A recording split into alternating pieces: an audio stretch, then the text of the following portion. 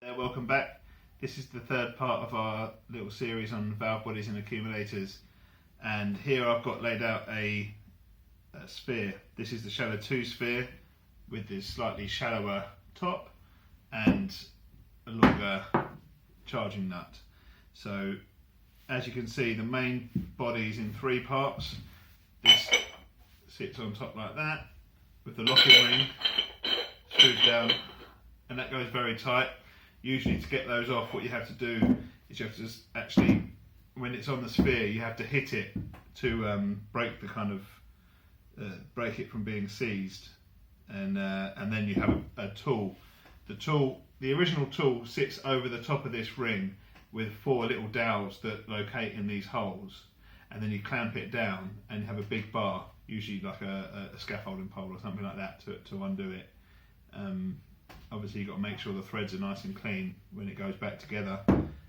The diaphragm sits in the lower half like this, so that's the side that's connected to the valve body, so where the brake pressure builds up, and when this top's put on and it's charged with the pressure, that diaphragm will obviously be pushed all the way out, and this whole area will be full of gas, nitrogen gas, and then as the hydraulic pressure is pumped into this side, it will come back, and that's where you get your build-up of pressure, the reserve of pressure.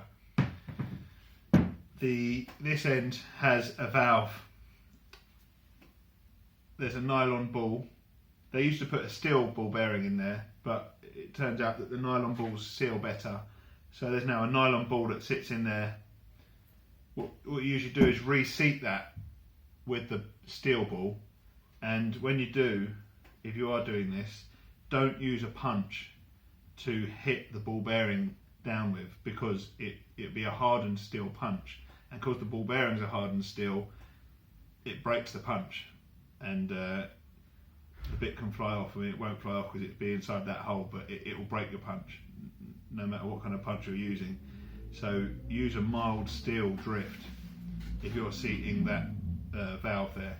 And then you have the nylon ball, a spring, a cap and a circlip going there, which I haven't actually got, but that's how it stays in. Then once it's together, that gets screwed down. You charge this with the gas, which is sealed internally, and then you have the O-ring. You get 2 O-rings in the kit for the 2 different types of top. This is the later top. The earlier ones have a slight taper on them and a recess cut out in the cap. This has got a flat cap inside. The small O-ring goes in there. The other nylon ball goes in there. You've got your lock-in washer that stops the warning plate from, it doesn't clamp tight, it just stops it from kind of just spinning around. And then the cap goes on, and that's like a double seal. And that's it. That's how it's charged up. We also, so in the kit, you get the diaphragm, the big O-ring, which goes in the bottom. The big O-ring seals in there, which you also get in the valve body kit. You get the 2 O-rings for the charging cap, and you get 2 nylon balls. The warning plate and the locking ring there are additional, and we also have the protective cap for the threads to stop them, because if they get damaged, it's not going to screw on nicely to the valve body. That's pretty much it. You're welcome to post any questions that you want, and I'll try and answer them. I said in the first video that we're going to finish with a question that you can win the Bentley cap and a free goodie bag. And the question is, what pressure are the spheres charged to with nitrogen? So the answer is in the first video.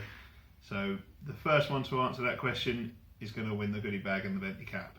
So good luck, and any comments, please feel free.